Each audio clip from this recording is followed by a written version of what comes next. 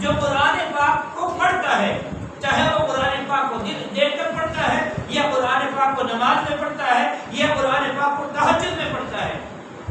ایک صحابی کا واقعہ بیان کیا گیا کہ ایک صحابی رضی اللہ عنہ مسجد نبوی کے پاس وہ اپنے مکان کے اندر قرآن پاک پڑھ رہے تھے، اور جس کے نزدیک میرے بھائیوں جس کی چیز کی عظمت ہوتی ہے اسے بہت توجہ کے ساتھ پڑھتا بھی ہے، سنتا بھی ہے۔ پڑھتے پڑھتے میرے بھائیوں ان کے دل کو میرے بھائیوں فرحت حاصل ہوئی، ایک سرور پیدا ہوا، تو عظمت کی وجہ سے وہ اور بلند پڑھنے لگے، زور زور سے پڑھنے لگے۔ لیکن وہیں قریب میں ایک چھوٹے سے کچے مکان میں ان کا بچہ پڑا ہوا تھا پلنگ پہ، اور قریب میں گھوڑا بندھا ہوا تھا۔ تو جب یہ قرآن پاک کو پڑھتے تھے بلند آواز سے، وہ گھوڑا بھی لگنے لگتا ہے۔ اب یہ صحابی پھر اپنی آواز کو پست کرتے، آہستہ کرتے، نرم لہجے میں آ جاتے، پھر انہیں بچ جاتا اور بلند آواز سے پڑھنا شروع کر دیتے۔ اس کے بعد جب وہ گھوڑا بھی لگنے لگتا پھر یہ آہستہ کرتے۔ کئی مرتبہ ایسے ہوا، بالآخر انہوں نے اپنی نماز کو مختصر کیا اور سلام پھیرا۔ پیچھے مڑ کے کیا دیکھتے ہیں کہ زمین سے کچھ انگارے سے اٹھ رہے ہیں، روشنیاں اٹھ رہی ہے اور آسمانوں کی طرف جا رہی ہیں، وہ روشنیاں آسمانوں کی طرف جا رہی ہیں۔ تو صبح کو یہ ماجرا رحمت دو عالم صلی اللہ علیہ وسلم کی خدمت اقدس میں پیش کیا کہ رسول اللہ میرے ساتھ رات ایسا معاملہ ہوا۔ مدنی کریم صلی اللہ تعالی علیہ وسلم نے یوں فرمایا، اے میرے صحابی، اگر تم قرآن پاک کو پڑھتے رہتے اور وجد میں آگے پڑھتے رہتے، بلند آواز سے پڑھتے رہتے، تو اتنے ملائکہ زمین سے آ جاتے، اتنے فرشتے نازل ہو جاتے، اتنے فرشتے نازل ہو جاتے، یہ تمام مدینے والے زمین پر ملائکہ کی زیارت کرنے تھے۔ یہ مقام کس کا بھائی؟ قرآن پاک کی عظمت کا۔ یہ اللہ نے اتنی بڑی دولت ہمیں دی ہے میرے بھائیوں، آج ہم میں نہ جانے کتنے بڑے بڑے گنہگار ہیں۔ اللہ نے توفیق دی ہے، ایک موقع دیا ہے رمضان کا اور قرآن کا۔ رمضان اور قرآن کو خاص جوڑ ہے میرے بھائیوں، لگاؤ ہے آپس میں، رمضان کا اور قرآن کا، کیونکہ اللہ تبارک و تعالیٰ نے اعلان کیا، جو سورت آپ کے سامنے پڑھی، کہ ہم نے قرآن کو اسی مہینے میں نازل کیا، لیلۃ القدر میں، جو رمضان مبارک میں شب قدر کی رات آتی ہے، اسی میں اللہ نے قرآن مقدس کو نازل کیا ہے۔ تو میرے بھائیو، اللہ نے اس کی قدردانی کی توفیق عطا فرمائے۔ میں عرض کر رہا تھا قرآن پاک تو بہت بڑی چیز ہے، اللہ کا بہت بڑا کلام ہے۔ ایک بزرگ گزرے حضرت بشر بن حارث رضی اللہ تعالیٰ، یہ بغداد شہر کے اندر ان کا شراب کا بہت بڑا دولت کٹا تھا، شراب کی دکان تھی بہت بڑی، تو یہ وہاں رہتے تھے، کاروبار کرتے تھے۔ تو اللہ تبارک و تعالیٰ نے اپنے پاکیزہ بندے کے آپ ان کو سلام بھیجا۔ جب یہ پوچھتے پوچھتے وہاں پہنچے، لوگوں نے بتایا جی بشر نام کا کوئی آدمی نہیں، بشر بن حارث، حارث کا لڑکا بشر کیا ہے، ایک آدمی ہے جو ان کو شراب کی دکان ہے، اس سے کیا کہا کہ میری ملاقات کرا۔ جب انہوں نے دستک دی، کنڈی بجائی وہاں جا کے، تو اندر سے وہ آئے اور سوچا کہ بھائی پرچون کی دکان، پرچون کا خریدار آتا ہے تو کرا۔ اب میرے بھائی سبزی کی دکان پہ سبزی خریدنے والا ہے نا، اب بشر بن حارث نے سمجھا کہ کوئی شراب کا متلاشی آ گیا رات کے وقت میں۔ اب جو لوگ نشہ کرتے ہیں، اللہ سب کو ہدایت عطا فرمائے، وہ بیچارے رات رات میں نہ جانے کس کس کے کنڈے بجاتے ہیں۔ اللہ سب کو، ہمارے نوجوانوں خاص طور سے نشے کی ہمارے علاقوں میں بھی جو علتیں پڑ گئی، اللہ سب کی حفاظت فرمائے۔ تو کنڈی بجائی، اندر سے آئے اور کہنے لگے کہ بھائی اب تو معذرت ہے کہ تمام ملازمین چلے گئے، کب تشریف لے آنا کہ بھائی مجھے بشر بن حارث سے ملاقات کرنی ہے، مجھے شراب نہیں خریدنی ہے۔ اب انہوں نے کہا کہ بشر بن حارث سے کیجیے، ہاں وہ تو میں ہی ہوں۔ اب جب یہ کہا کہ آپ بھی ہو، ان اللہ والوں نے جنہوں نے سفید عمامہ پہنا ہوا تھا، سفید لباس پہنا ہوا تھا، دوڑ کر ان کی پیشانی کو بوسہ دیا، معانقہ کیا، کھڑے ہو گئے۔ اب یہ رونے لگے کہ جی آپ کے لیے خوشخبری ہے۔ آنے والا مہمان کہتا ہے آپ کے لیے خوشخبری ہے، وہ کیا ہے؟ اللہ تبارک و تعالیٰ نے آپ کو سلام پہنچایا، میں وہ سلام آپ کو پہنچانے آیا ہوں۔ اب میرے بھائی جب یہ لفظ سنا نا، اوہ زندگی یاد آ گئی۔ جس اللہ تبارک و تعالیٰ کی نعمتیں صبح میں پاتا ہوں، شام میں پاتا ہوں، جس اللہ تبارک و تعالیٰ کی آسمان کے نیچے رات گزارتا ہوں، جس اللہ تبارک و تعالیٰ کے سورج کی روشنی میں دن گزارتا ہوں، میرے بھائی بزرگوں، زندگی کے پرانے خیالات آنے لگے۔ اس اللہ تبارک و تعالیٰ نے کچھ ایسے عاصی کو گنہگار کو کیسے یاد کر لیا، اپنی زندگی میں دیکھنے لگے ایسا میرا کون سا عمل پسند آ گیا۔ تو خیال آیا کہ ایک روز یہ شراب میں ڈوب جا رہے تھے. اب آدمی زیادہ شراب پی لیتا ہے نا تو وہاں رکھتا کہیں پڑتا نہیں، ایسے ہی کیا پہلے زمانے میں ایسے ہی. تو اب آگے دیکھا کنڈی پہ جب بشر بن حارث چلے جا رہے تھے تو ایک کاغذ پہ لفظ اللہ لکھا ہوا تھا. بعض مالکین نے لکھا قرآن پاک کی چھوٹی سی آیت کا جملہ لکھا ہوا تھا. ان کی نگاہ اس پہ پڑ گئی، فوراً اٹھایا اور رومال سے صاف کیا اور ایسے کر کے گھر تک لے گئے، اس کاغذ کے پرچے کو ایسے کر کے لے گئے اور کہتے تھے یہ تیرا مقام نہیں ہے، تو کنڈی میں پڑے، یہ تو بشر بن حارث کا مقام ہے، تیرا مقام تو بڑا اونچا ہے، بڑا اعلیٰ ہے، تو ارحم الراحمین ہے، تو خلاق عالم ہے، تو رب العالمین ہے. تیرا مقام یہ نہیں کہ تجھے کنڈی میں ڈالا جائے. گئے عطر لگایا، خوشبو لگائی اور بہت اونچے اس کو رکھ دیا. بس اللہ تبارک و تعالی میرے بھائیو ہماری زندگی کا ہر عمل دیکھ رہے ہیں.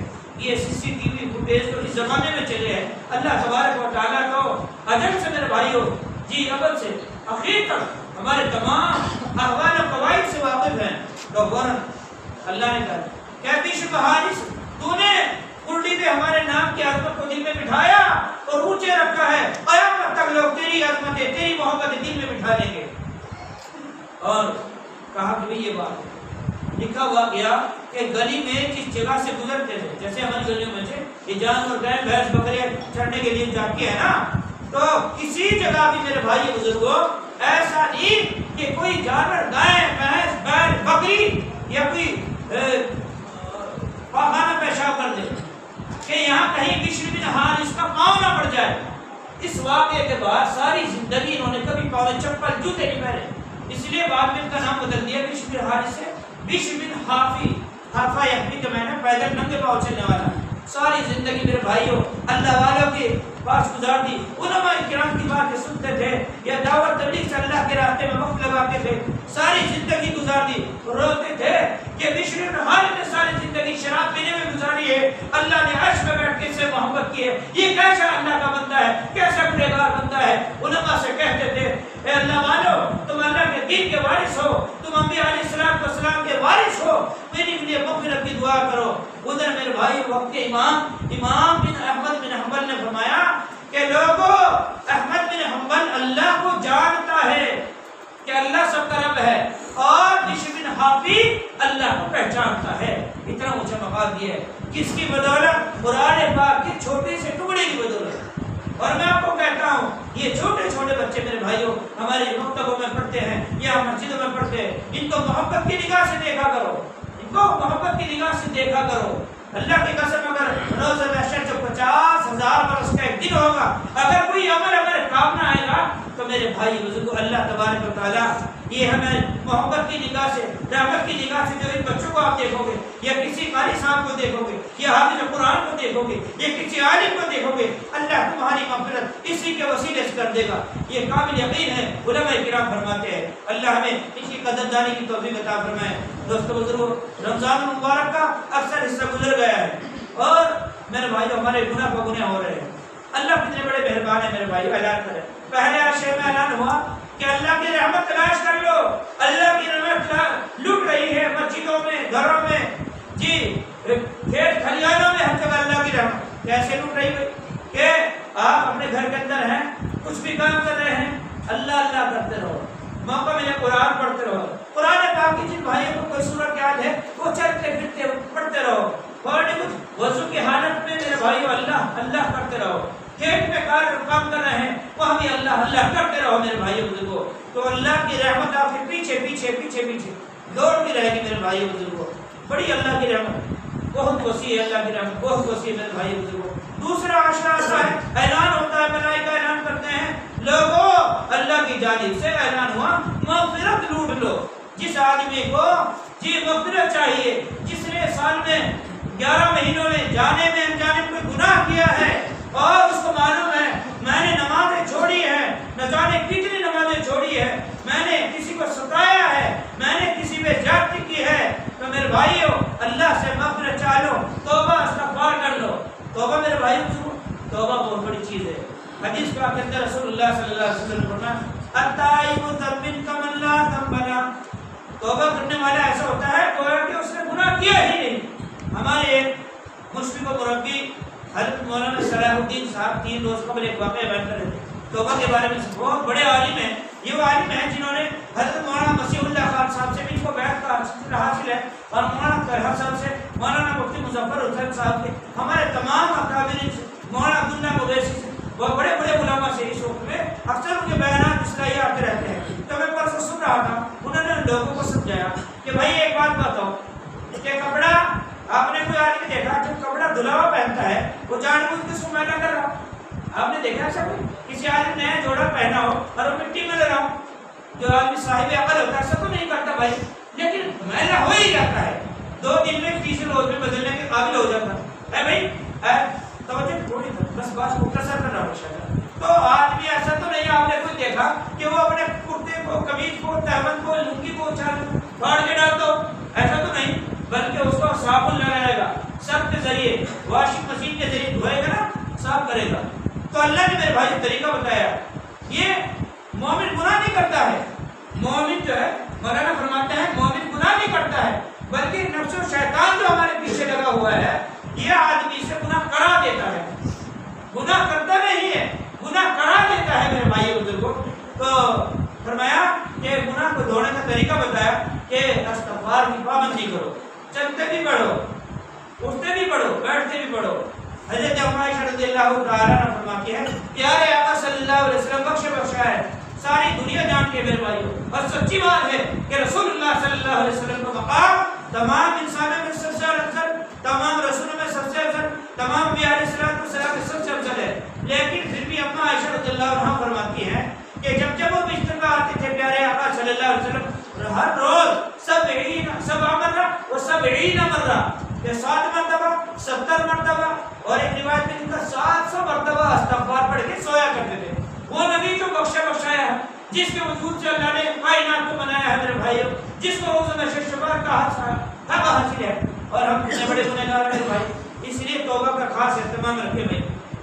بس ایک واقعہ سنانے کی بات ہے، چھوٹا سا واقعہ جو ہم نے شاید تمہیں کو بھی سنا ہے کہ ایک مرتبہ ہارون الرشید خلیفۃ المسلمین چلے جا رہے تھے، راستے میں حضرت بہلول دانا ملے. حضرت بہلول دانا فضائل صدقات کے واقعے متعدد بڑے بڑے ہیں، تو بڑے اللہ والے بزرگ تھے، مستجاب دعوات تھے، اللہ جو زبان سے نکلتا تھا وہی دعا قبول ہوتی تھی ان کی. تو کہنے لگے کہ بھائی چلتے تو نہیں، ہاتھی پہ سوار تھے. ہارون الرشید اس روز ہاتھی پہ سوار تھے، شہر کی بات. کہنے لگے کہ آگے حضرت بہلول دانا بیٹھے ہوئے کہ اچھا مجھے اتارو. تو اترے اور گئے کہ حضرت جی آپ یہاں کیسے شہر میں، آپ تو جنگلوں میں عام طور سے جنگل بیابان میں بیٹھے رہتے، مٹی کے ڈھیر پہ بیٹھے رہتے تھے، اور کچھ لکھتے رہتے، کچھ جاتے رہتے، کچھ لکھتے رہتے، بچے کو ڈھیرے مارتے رہتے. لیکن اللہ والے کہنے لگے کہ میں اللہ خالق اور مخلوق کے درمیان صلح کرانے آیا ہوں شہر میں. کیا فرمایا؟ اللہ اور لوگوں کے درمیان صلح کرانے آیا ہوں. بات سمجھ میں آ رہی ہے؟ کہ پھر کیا ہوا، کیا بات بنی کہ آج خالق اللہ تو مانتا ہے بندوں کو معاف کرنے کے لیے، لیکن بندے نہیں مان رہے، مخلوق نہیں مان رہی.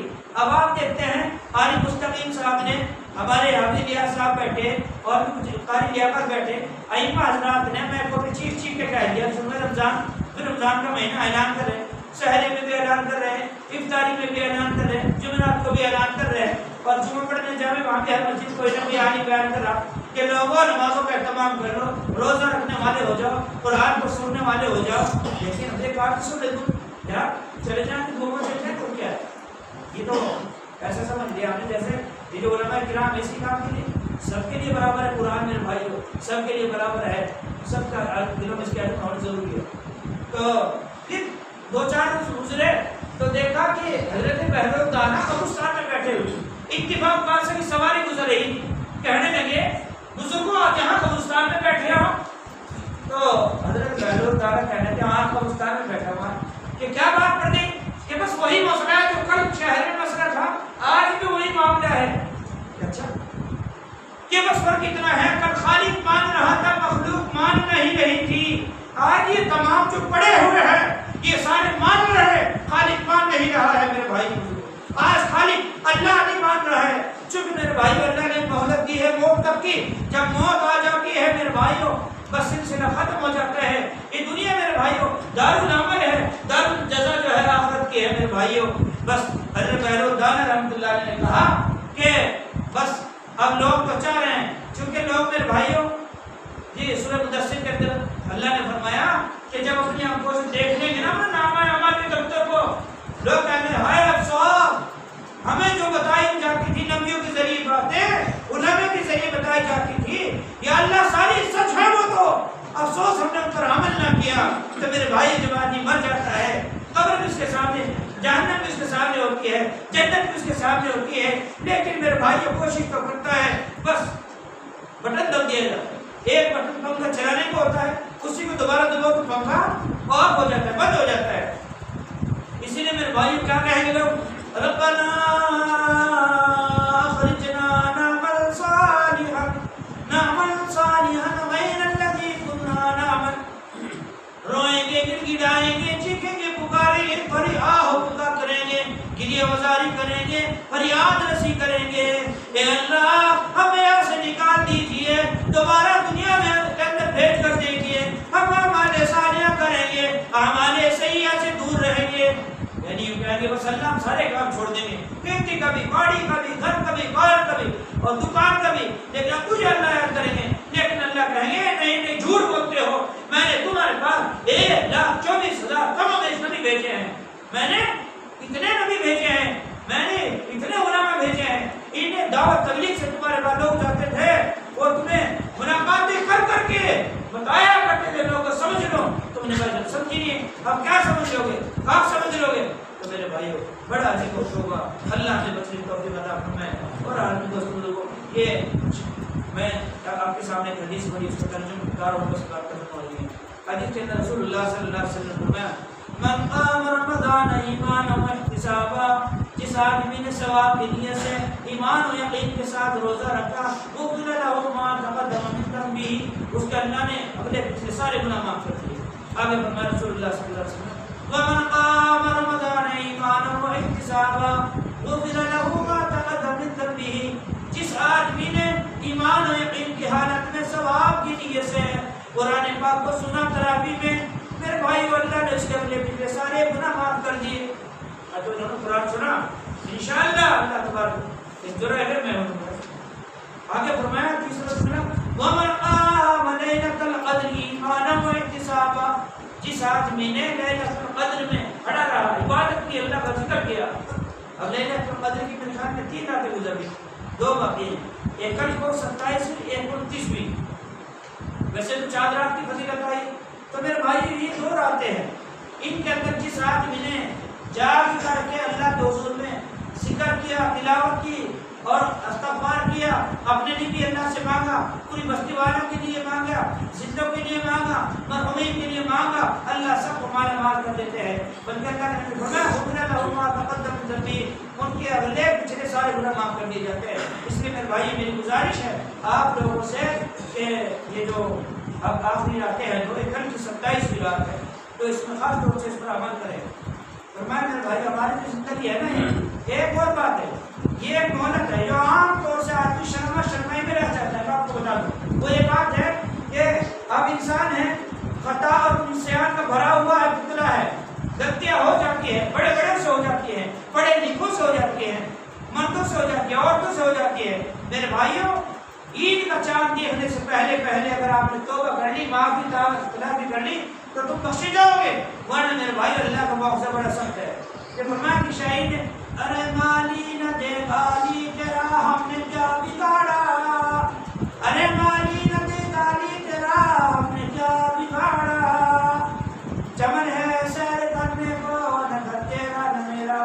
میرے بھائی اور اتنے دن پیدا ہوئے ایک دن مٹی میں مل جائیں گے، اسی مٹی سے پیدا اسی مٹی میں مل جائیں گے. نہ میرے بھائی کو امیر کا یہ گھر ہے نہ غریب کا گھر ہے، سب کو ایسے ہی آنا ایسی جانا ہے. اس لیے ہم ایک دوسرے سے معافی تلافی کرتے رہیں. رسول اللہ صلی اللہ علیہ وسلم نے فرمایا سب سے زیادہ مقام اس کا ہے جو آدمی معافی تلافی کرنے میں پہل کرتا ہے.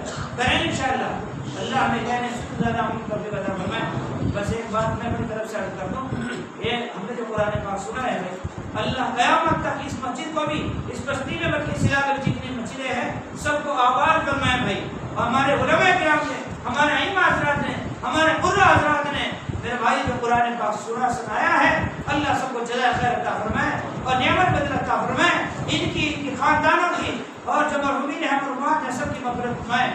تو میرے بھائیوں اس میں ایک موقع ملتا ہے کی خدمت کرنے کا، چاہے وہ مدرسے والے امام لوگ ہوں تو ان کی خدمت کے ایک موقع ملتا ہے۔ الحمدللہ ہمارے علاقوں میں اکثر کہہ رہا ہوں یہ بات، الحمدللہ اللہ سب کو ہر بستی میں کچھ نہ کچھ طے کر کے رکھتے ہیں، لیکن میں سمجھ کے آپ کو بات کروں، اللہ نے بستی والے جو بھی کہہ کریں چاہے وہ 400 روپے کرے 500 روپے کرے، اللہ نے آپ کو 1000 کی حیثیت دی، چپ چاپ امام صاحب کی مٹھی میں دے دو، اللہ آپ کو اجر دے گا دوستوں بزرگوں۔ اللہ نے 2000 کی دی تو 2000 دو دوستوں بزرگوں، اس میں کنجوسی نہ کرو، یہ قرآن کا معاملہ ہے، قرآن کی مجلس کا معاملہ ہے، قرآن کی عقیدت کا مسئلہ ہے۔ اللہ آپ کو اسلام کے مال میں برکت عطا فرمائے گا انشاءاللہ۔